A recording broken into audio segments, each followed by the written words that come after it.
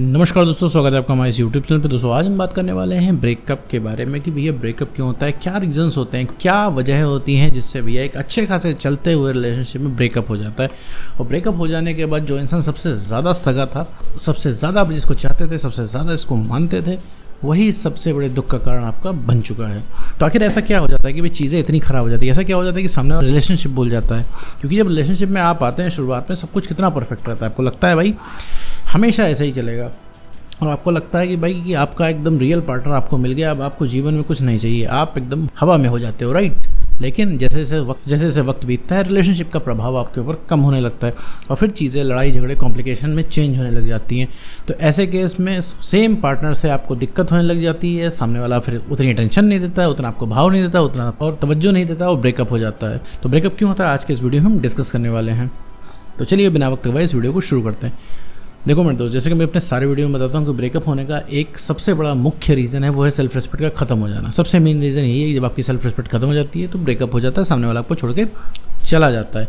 लेकिन यहाँ इसके बाद में और मैं यहाँ पे आपको 4 रीज़न बताने वाला हूँ जो अधिकतम केस में रिस्पॉन्सिबल होते हैं ब्रेकअप के। तो क्या 4 स्टेप आगे डिस्कस करते हैं इस वीडियो में।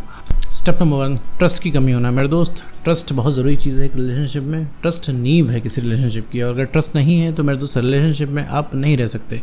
क्योंकि जिस दिन ट्रस्ट खत्म हो जाएगा उस दिन से लड़ाइयाँ शुरू हो जाएंगी, क्योंकि आपको पूरे टाइम लगता रहेगा कि भैया कहीं वो इंसान किसी तीसरे से बात नहीं कर रहा है, कहीं तीसरे से इन्वॉल्व होने का प्लान तो नहीं बना रहा है, कहीं हमसे वो ब्रेकअप तो नहीं कर लेगा, कहीं हमको छोड़ के तो नहीं जाएगा, उसने कल मुझसे रूडली बात कर ली थी, कहीं उसके मन में कुछ और तो नहीं चल रहा है, वो क्या कर रहा है, वो क्या सोचता है, वो क्या सोचती है। इसी सब में आपका दिमाग लगा रहता है, जो कि आपको धीरे धीरे प्रमोट करता है ब्रेकअप की तरफ। धीरे धीरे आप इतना डिपेंडेंट हो जाते हो, आप इतना चेंज हो जाते हो कि आपको खुद ही पता नहीं चलता। अभी आप थोड़ा सा दिमाग पे जोर डालिए और सोचिए कि क्या आप वही इंसान है जो रिलेशनशिप की शुरुआत में थे? नहीं मेरे दोस्त, आप रिलेशनशिप की शुरुआत में एक डिफरेंट पर्सनैलिटी था। अभी जो आप हैं वो एकदम डिफरेंट पर्सनैलिटी है, एकदम डिफरेंट। आप पहले वाले से एकदम अलग हैं, क्योंकि अब आप बहुत ज़्यादा डिपेंडेंट हैं, बहुत ज़्यादा इमोशनल हैं, बहुत ज़्यादा नीडी हैं। तो इमोशनल होना, डिपेंडेंट होना, नीडी होना, ये सब रिलेशनशिप के दुश्मन हैं मेरे दोस्त। एक्चुअली में जो आप सोचते हैं उसका रियलिटी से कोई लेना देना नहीं है। आपका पार्टनर तो बढ़िया मज़े में अपने ऑफिस में है, अपने स्कूल में है, अपने घर में, लेकिन आप यहाँ पे इनसिक्योर होते रहते हो कि एक्चुअली में वो कर क्या रहा होगा। तो मेरे दोस्त, ट्रस्ट की कमी अगर आपके रिलेशनशिप में आ गई है तो ये ब्रेकअप को प्रमोट करती है। ट्रस्ट की कमी है तो इससे लड़ाई झगड़े होंगे, अननेसेसरी सवाल जवाब होंगे, जिससे आपकी सेल्फ रिस्पेक्ट गिरेगी और सामने वाला आपसे इरिटेट होता जाएगा। प्यार के नाम पे उसे लगेगा अब आप टॉर्चर कर रहे हो। आपके साथ भी ये सारी चीज़ें होंगी तो आप भी ब्रेकअप करके चल दोगे। नहीं, आप कहोगे नहीं सर हम ब्रेकअप करके नहीं जाएंगे, हमसे वो दिन रात सवाल पूछे हमारा पार्टनर। तो ऐसा नहीं है मेरे दोस्त, आप ऐसा इसलिए कह रहे हो क्योंकि अभी आपका पार्टनर हासिल नहीं है। आप वीडियो देख रहे हो, जाहिर सी बात है, इसका मतलब दिक्कत आपको है।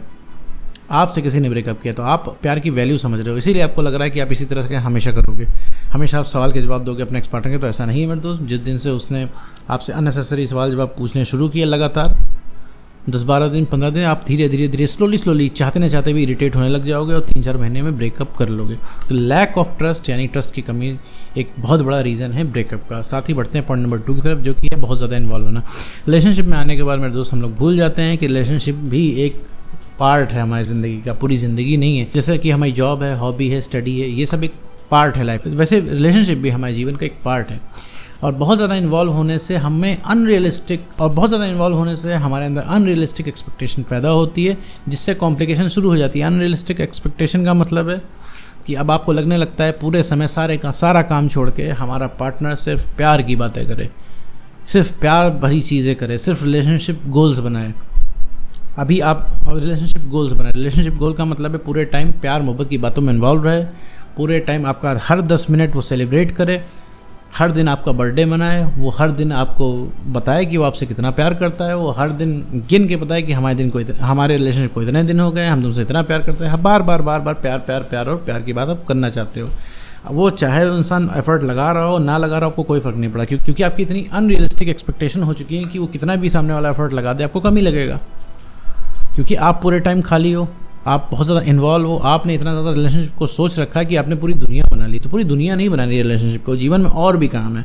और जीवन में और भी काम अगर आप नहीं कर रहे हैं, अपने फ्रेंड्स, फैमिली, करियर को अगर आप इग्नोर करके रिलेशनशिप में इन्वॉल्व हो रहे हैं, तो मेरे दोस्त आप अपने साथ ही धोखा कर रहे हैं। क्योंकि आप इन्वॉल्व हो रहे हैं तो अब इसका मतलब है कि आप अपने फ्रेंड्स, फैमिली, करियर के सगे नहीं हो रहे हैं। इसका मतलब कि सामने वाला आज अच्छा लग रहा है तो आप इन्वॉल्व है, कल सामने वाला नहीं अच्छा लगेगा तो आप उससे भी हट निकल जाएंगे, क्योंकि यहाँ पे आपको मन कर रहा है। ठीक है। तो बहुत ज़्यादा इन्वॉल्व नहीं होना होता है जीवन में, और भी सारे काम है उन पे भी ध्यान देना होता है। ठीक है, अच्छी बात है, रिलेशनशिप में आए, शुरुआत में नया है तो थोड़ा सा समय दीजिए, लेकिन आपको ये चीज़ समझना पड़ेगा कि आपको बहुत ज़्यादा इन्वॉल्व नहीं होना है, अपने ज़रूरी काम छोड़ के इन्वॉल्व नहीं होना। आप रहिए इन्वॉल्व अगर आपको पता है कि भाई आप क्या कर रहे हो, और समय आते ही आप ये इन्वॉल्वमेंट ख़त्म कर दोगे। मेरे कहने का मतलब है जैसे आज आप 4 दिन फ्री हो और आपको लगता है कि भाई 4 दिन फ्री हैं तो पूरा टाइम रिलेशनशिप को दे दें, और 5वें दिन हमें काम पे जाना होगा तो हम एडजस्ट कर लेंगे, फिर हम 4 घंटे में भी एडजस्ट कर लेंगे, 2 घंटे भी एडजस्ट कर लेंगे बात करके। अभी 12 घंटे बात हो रही है, फिर हम 2 घंटे बात करके भी एडजस्ट कर लेंगे, तब ठीक है। लेकिन अगर आप सारे काम धंधे छोड़ के, आपने अपने दोस्त यारों को छोड़ के, फ्रेंड्स से, अपने फैमिली को छोड़ के, अपने करियर को हटा के अगर आप प्यार में घुसे हुए हैं मेरे दोस्त, तो ये चीज़ आपको तकलीफ ही देने वाली सबसे बड़ा यही रीज़न बनता है कि आप बहुत ज़्यादा इन्वॉल्व हो जाते हैं और ब्रेकअप हो जाता है। बहुत ज़्यादा इन्वॉल्व होने से ब्रेकअप होता है मेरे दोस्त। साथ ही बढ़ते हैं पॉइंट नंबर 3 की तरफ, जो कि है इनसिक्योरिटी। इनसिक्योरिटी एक ऐसी चीज़ है जो किसी भी रिलेशनशिप को धीरे धीरे खाती है। क्या आपसे सच में प्यार करता है? कहीं वो इंसान आपको धोखा तो नहीं दे रहा, कहीं वो टाइम पास तो नहीं कर रहा है? आप अपने दिमाग में अनरियलिस्टिक सिनेरियोज बनाते रहते हैं। कहने का मतलब है कुछ भी सोच लेंगे। 1 साल पुरानी बात आपको तुरंत याद आ जाएगी, उसने ऐसा क्यों कहा था, कल उसने बड़ी रूड तरीके से मुझसे बात की, आजकल उसके हाव भाव ठीक नहीं लग रहे हैं, अब रिलेशनशिप में उतना स्पार्क नहीं रह गया, आप सामने वाला उतना तवज्जो नहीं दे रहा है। दुनिया भर की चीज़ें आप सोच लेते हो जो कि आपको एक बहुत ही बुरा लवर बनाता है। ठीक, आपको लग रहा है आप सही कर रहे हो, लेकिन रियलिस्टिकली आप सही नहीं करते हो, क्योंकि आपकी इनसिक्योरिटी की वजह से आपका रिलेशनशिप खराब हो रहा है। आप सामने वाले को देख ही नहीं पाते हो, आप इतने सेल्फिश हो जाते हो इनसिक्योरिटी के चक्कर में कि सामने वाले को कैसा लग रहा है, सामने वाला क्या सोच रहा है, सामने वाले की क्या एक्सपेक्टेशन है, ये सब भी आप सोच नहीं पाते हो। आप सिर्फ इनसिक्योरिटी में लगे रहते हो कि सामने वाला अगर 2 घंटे फ़ोन नहीं उठा रहा है तो आखिर 2 घंटे में वो कर क्या रहा है। आपको तो आपका माइंड यही सारे सिनेरियोज बनाता है कि भैया वो किसी और के साथ डेट पे गया होगा, आपको इग्नोर कर रहा होगा, वो कहीं और इन्वॉल्व होगा, आपके बिना उसको मज़ा आने लगा है, अब वो वैल्यू आपकी उसके जीवन में नहीं रह गई है। ये सब दुनिया भर की बातें सोच के आप अपना दिमाग सुझा लेते हो, और जैसे वो इंसान अवेलेबल होता है आपका पार्टनर, उसके पीछे पड़ने लग जाते हो कि भैया कि तुम कहाँ थे 2 घंटे।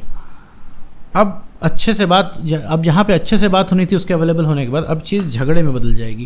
भाई वो इंसान तो बिज़ी होगा, जो तुम सोच रहे हो एक्चुअली में तो हो नहीं रहा है वहाँ पे, वो इंसान बिज़ी होगा, और बिज़ी होने के बाद जब वो इंसान आएगा बिना मतलब की तुम्हारी बातें सुनेगा तो उसे बुरा लगेगा। जब कोई पर्सन किसी चीज़ में इन्वॉल्व नहीं है, आप अगर उससे बोलोगे, इनसिक्योरिटी दिखाओगे तो उसे बुरा लगेगा। जैसे अब आप हैं, मान लीजिए आप लॉयल हैं अपने रिलेशनशिप में, और सामने वाला पार्टनर आपको कंटिन्यूसली कह रहा है आप किससे बात कर रहे थे, कहाँ थे, तो हो सकता है प्यार में शुरुआत में पड़े हो तो आपको आप इग्नोर कर दे रहे हो, ठीक, लेकिन कुछ टाइम बाद आपको ये चीज़ बुरी लगने लगेगी। आप लॉयल हैं, आपके ऊपर इंसान परमानेंट शक करता है, क्योंकि इनसिक्योर होने से आप क्या करते हो, जब इनसिक्योर हो जाते हो तो आप इतने सेल्फिश हो जाते हो कि सामने वाले की एक्सपेक्टेशन से आपको कोई मतलब ही नहीं रहता। भाई सामने वाले की भी तो एक्सपेक्टेशन है, तुम तो सिर्फ अपनी ही देख रहे हो, और करते करते तुम्हारी आदत बन जाती है, और इनसिक्योरिटी पूरे रिलेशनशिप को खा जाती है। तो इनसिक्योरिटी भी एक बहुत बड़ा रीज़न है आपके ब्रेकअप का। साथ ही बढ़ते हैं लास्ट एवं चौथे पॉइंट की तरफ, जो कि बहुत ज़्यादा कॉमन है। साथ ही बढ़ते हैं आखिरी एवं पॉइंट नंबर 4 की तरफ, जो कि बहुत ज़्यादा कॉमन है। अगर आप अकेले हैं और सिर्फ रिलेशनशिप में इसलिए आते हैं जब आप अकेले हो, तो सबसे ज़्यादा रीज़न, सबसे बड़ा रीज़न बनता है ये ब्रेकअप का। क्योंकि भाई जब आप अपने आप को लोनली महसूस कर रहे होते हो, अकेला महसूस कर रहे होते हो, तो आपको लगता है कि भाई कोई होना चाहिए। तो हम में से बहुत सारे लोग ये मिस्टेक करते हैं, क्योंकि हमें कोई ना कोई चाहिए होता है प्यार करने के लिए, ट्रस्ट करने के लिए, और जब हमारा हनीमून फेज़ ओवर होता है तो यही रिलेशनशिप हमें काटने को दौड़ता है। भाई अभी हम मान लो अकेला, जैसे मान लीजिए आप किसी कॉलेज में गए, ठीक है, अभी स्कूल में थे, इसके बाद आप कॉलेज में चले गए, और आप वहाँ पे बहुत अकेला महसूस कर रहे हो, आपके कोई इतने फ्रेंड नहीं है, आपको लग रहा है भाई कोई तो होना चाहिए। आपने क्या किया, आप किसी के साथ रिलेशनशिप में आ गए। तो शुरुआत में भाई रिलेशनशिप में बहुत मज़ा आएगा, क्योंकि आप दोनों एक दूसरे को जानते नहीं होंगे, एक दूसरे को धीरे धीरे जानेंगे, इन्वॉल्व होंगे। इसके बाद जब हनीमून फेज़ खत्म होगा, हनीमून फेज़ का मतलब रिलेशनशिप के शुरुआत के दौर को हनीमून फेज़ कहते हैं। शुरुआत के 2-3 महीने, 4 महीने, 6 महीने। इसके बाद जब वो नशा उतरेगा आपका प्यार का, 5-6 महीने बाद जब हनीमून फेज़ ओवर होगा, तब आपको यही रिलेशनशिप काटने को दौड़ेगा। इसी रिलेशनशिप से आपको दिक्कत हो जाएगी, क्योंकि आपका पर्पस कुछ और था, क्योंकि आप सिर्फ इसलिए उस इंसान से प्यार कर रहे थे, सिर्फ इसलिए रिलेशनशिप में आए थे क्योंकि आप अकेले थे, आपको कोई ना कोई चाहिए था। अब आपको रियली में समझ में आ रहा है कि यार ये तो इंसान हमारे टाइप का ही नहीं है, इसके साथ तो हम रह ही नहीं सकते। और एक चीज़ मैं तुमको बता दूं मेरे दोस्त, जब नए नए तुम रिलेशनशिप में आओगे तो चाहे तुम दोनों के बीच में कितनी भी इनकम्पैटिबिलिटी हो, तुम दोनों को बढ़िया बहुत लगेगा। तुमको लगेगा शुरुआत में कि हाँ भाई हम परफेक्ट कपल हैं, कितना भी टॉक्सिक कपल हो उसको शुरुआत में परफेक्ट ही लगेगा। और फिर जब इसके बाद हनीमून फेज़ ख़त्म होता है, इसके बाद सारी सच्चाई सामने आने लग जाती है, तो वो इंसान तुम्हें ज़रा सा भी अच्छा नहीं लगता है। तुमको लगता है भाई क्या सोच के इस इंसान के साथ रिलेशनशिप में आ गए थे। और फिर इसके बाद तुम सोचोगे क्या सोच के रिलेशनशिप में आ गए थे, और फिर धीरे धीरे इस चीज़ का स्पार्क खत्म हो जाएगा। जब स्पार्क खत्म हो जाएगा मेरे दोस्त तो ब्रेकअप हो जाएगा। तो मेरे दोस्त ये 4 मुख्य कारण थे इनकी वजह से ब्रेकअप होता है। तो उम्मीद करता हूँ आपको ये वीडियो समझ में आएगा। तो आज की वीडियो में बस इतना ही।